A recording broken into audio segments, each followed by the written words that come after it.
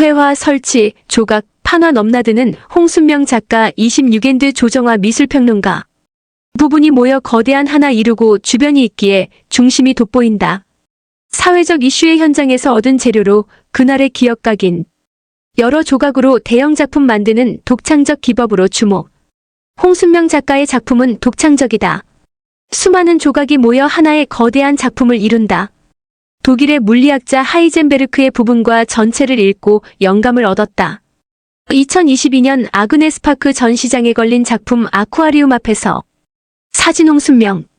우리 삶의 중심과 주변이 나뉘어 있을까? 있다면 이를 와해시킬 방법은 없을까? 주변이 독립해 홀로 서면 중심도 주변도 사라질까?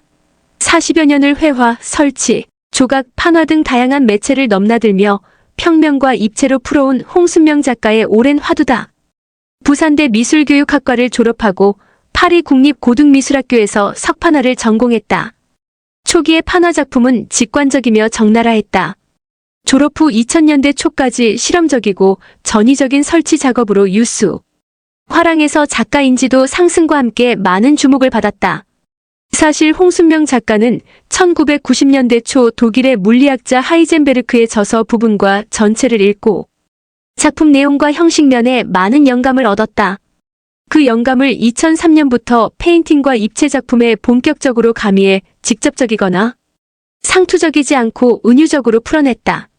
20여 년 해온 가장 대표적인 연작 사이드스케이프 SIDSCAP는 한국의 사회정치적 문제뿐 아니라 세계 여러 나라에서 이슈가 된 사건의 보도사진을 수집하고 사건의 중심에서 벗어난 사이드를 선택해 수십 또는 수백 개로 나눠 그리는 식으로 작품을 만들었다. 여러 개로 나눠진 그림이 종국에는 전체를 관통하며 부분과 전체라는 화두를 유감없이 드러냈다. 작은 조각들이 모이고 모여 거대한 풍경이 되어 압도하듯 언젠가 우리 사회에 나비 효과를 가져오지 않을까? 독 하이젠베르크의 부분과 전체에서 영감. 홍순명 작가는 호반 미술상 수상 기념전 2023 용산 전쟁기념관, 저기 2023 CR 콜렉티브, 비스듬히 떨어지는 풍경 마이너스 재난, 가족 2022, 사비나 미술관 등 다수의 개인전과 APRICITY 2024, 프리즈노, 구 영국 나 너의 기억 2022, 국립현대미술관, 보이스리스 2018 서울시립미술관 등의 그룹전에 참여해 부드러운 변주와 환희로 비판적 희망을 제시했다. 특히 메모리스케이프 MEMORISCAP를 비롯한 많은 연작을 통해 동시대 우리 주변에서 일어나는 사회 정치적 쟁점들을 환기시키며 우리에게 질문거리를 던진다. 밀양의 송전탑 건설 현장과 여수의 기름 유출 사건, 세월호의 상징적 공간 팽목항 등 현장 주변에 버려진 나뭇가지와 의자, 깨진 부표, 선풍기 날개 등의 여러 사물은 그에게 훌륭한 작품 소재다. 현장에서 수집한 물건들을 쌓거나 엮어 비닐랩으로 감아 고정한 뒤 캔버스 천을 더 씌워 여기 있었음을 봉인한다. 불규칙적으로 튀어나온 울퉁불퉁한 사물의 집합체는 언뜻 원초적인 생명체가 꿈틀거리는 듯 기묘하게 재탄생하고 그 표면에 그린 어느 한 장면의 일부분은 나는 보았다.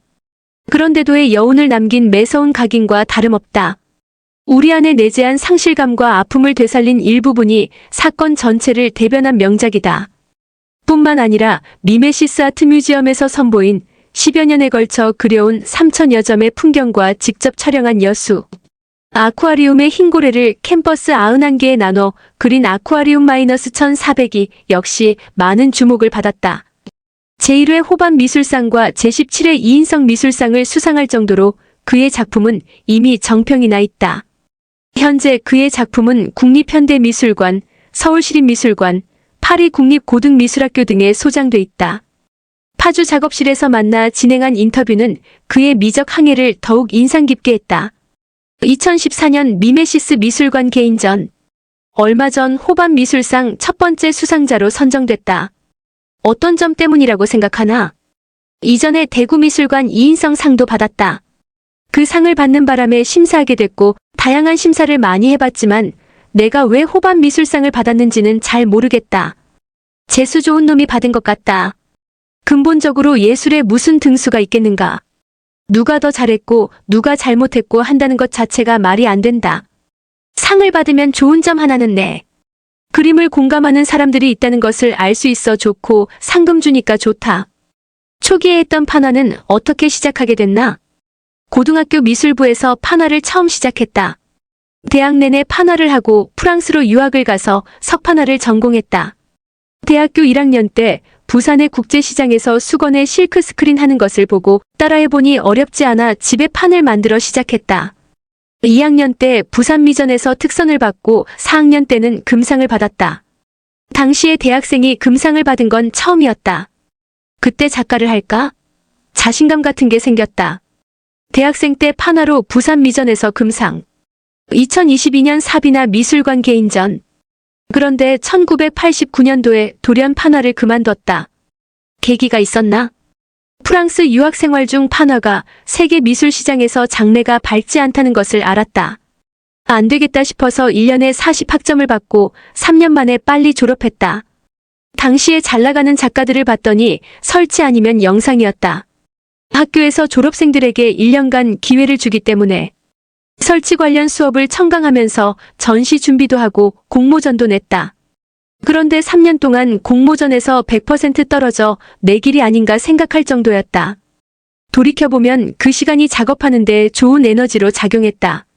판화를 그만둔 뒤에는 어떤 방향으로 작업을 전개했는지 궁금하다. 실험적인 작업을 했고 2000년대 초까지 설치 작품을 했다.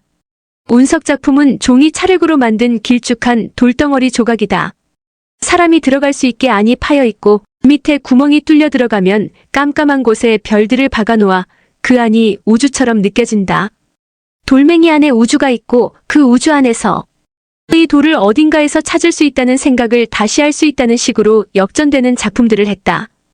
또 다른 작품은 귀국 후 부분과 전체라는 제목으로 책장처럼 보이는데 수백 개의 캔버스가 꽂혀 있고 이 옆면에 그림을 그렸다. 멀리서 보면 책장 같은 게 있는데 전체 그림으로 받아들이도록 했다. 하나를 뽑으면 레진으로 만든 물방울이 하나씩 있다. 물방울 하나와 바다 전체의 관계에 대한 것인데 관객 반응도 좋았다. 1990년대 초반부터 부분과 전체라는 주제로 계속해오고 있는데 그 이유가 있을 것 같다. 세월호 참사 이후 팽목항에서 수집한 재료들로 만든 작품. PAENGMOK 에이프럴 2015 독일의 물리학자 하이젠베르크의 부분과 전체라는 책을 읽고 감동받았다. 파리에 있을 때 서양의 앵글로색슨 계통 백인 남성은 지구의 주인공인 반면 한국 유학생은 난민과 별반 구분되지 않을 정도였다. 그런 이야기를 하고 싶었다. 예를 들어 백인 주인공과 엑스트라의 관계 등 이런 것들을 역전시키거나 대치시킨다고 할까? 양자역학 등에서 느낀 점들을 가지고 사전적 의미와는 다른 세상의 본질적인 것들을 부분과 전체로 부각하면서 작업을 이어왔다. 메모리스케이프 MEMORISCAP 연작은 어떻게 시작하게 됐나? 우리 주변의 사건 사고를 작품화했다. 특히 기성세대로서의 미안함과 죄책감으로 진도 팽목항을 자주 갔는데 어느 날 폐쇄된 해수욕장에 종일 앉아있다가 야 너는 좀 봤잖아. 도대체 무슨 일이 있었던 거야 라고 생각하다가 팽목항이 세월호의 상징적인 현장이라 이곳에 버려진 오브제로 타임캡슐을 만들어야겠다는 생각이 떠올랐다. 트럭에 의자, 나뭇가지, 조개, 부표 등을 주워와 얼기설기 넣어 랩으로 감은 다음 그 위에 캔버스 천을 입히고 사건의 부분을 그렸다. 가장 대표적인 작품을 꼽는다면 1997년작 부분과 전체 더 파트 언드 더 홀 마이너스 시. 책장처럼 보이지만 자세히 보면 그림이 그려진 수백 개의 캔버스가 꽂혀 있다. 장르마다 좋아하는 작품이 있을 뿐 대표 작품은 없다. 굳이 꼽자면 아내하고 찍은 뒷모습 사진으로 만든 판화 작품이 있고 2000년대 초까지 설치 작업을 했다. 멋있고 화려하긴 한데 내 옷이 아니라는 생각에 접었지만 현대화랑 전시도 반응이 좋았고 작가 인지도가 올라갈 정도로 평이 좋았다. 미국 911 테러 당시를 기억하기 위해 만든 작품 911과 아쿠아리움도 좋아한다.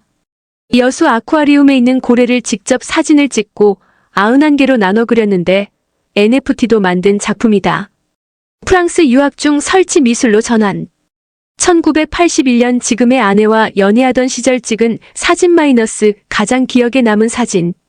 이 사진을 이용한 작품으로 1982년 부산미전에서 금상을 수상했다. 대형 작품 한 점이 아니라 굳이 수백 장 또는 수천 장을 하나의 작품으로 완성하는 것도 독특하다. 그 정도로 크게 그릴 데가 없고 운반도 안 된다. 보관도 거의 불가능하다. 물리적인 이유도 있지만 순전히 그리기만을 하고 싶은 이유가 크다. 그리기만 하면 비구상을 그릴 수밖에 없다. 그건 싫어서 그림은 그리되 묘사할 방법을 생각했다. 대형 작품은 사건의 중심이 아닌 사이드스케이프 SIDSCAP를 계속 그려나가는 것이다. 예를 들어 화분을 그린다고 치자. 하나의 화분 이미지를 100개로 나누면 그중 한 조각은 화분이 아니다. 화분이 가지고 있는 정보를 다 잃게 된다. 색깔과 붓터치와 뉘앙스, 속도 같은 것만 남아 그냥 하나의 무언가로 남게 된다. 보도사진에서 어느 한 부분만 선택해 그림으로 그린다. 어떤 이유가 있는가? 그림만 보면 어떤 사건이 일어난 현장인지 전혀 알 수 없다. 중요한 것을 벗어난 것들이다. 사이드라는 것에 관심을 두게 된 것은 앞서 말한 책으로 연결된다. 파리에서 설치 미술을 하다가 페인팅으로 넘어올 때 무엇을 해야 할까? 고민하다가 보도사진에서 중요한 것을 비켜간 한 부분을 그리게 됐다. 사실 작은 것과 큰 것에 관한 것으로 진짜 그게 더 큰 거야. 정말 이것이 더 중요한 거야에 관한 이야기다. 사건은 반드시 중심과 사이드로 구성된다. 왜 보도사진인가? 반드시 보도사진이 필요한 건 아니다. 보도사진을 처음 하기 시작한 것은 사이드라는 단어 때문이다. 911 테러 그림도 핵심인 건물은 모두 제외하고 건물 위 연기만 그렸다.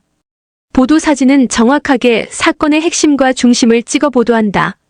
필연적으로 사이드가 있게 되고 사이드가 있다는 건 반드시 중심이 있다는 뜻이 되기도 한다. 실제 사건에 이 두 요소가 있고 필요한 이미지를 하루에 수십만 장 찾을 수 있는 장점도 있다. 초기 작품과 최근 작품을 놓고 봤을 때 어떤 변화가 있나? 초기에는 판화 작업을 하다가 그만두고 2003년부터 지금까지 페인팅과 입체 작업을 하고 있다. 작품 주제도 40년을 해오다 보니 일관성도 보이지만 그때그때 읽은 책이나 경험 때문에 바뀌곤 했다. 첫 전시 이후 관심사에 따라 50대까지도 계속 변화가 있었는데 얼마 전부터 안 바뀌고 있다.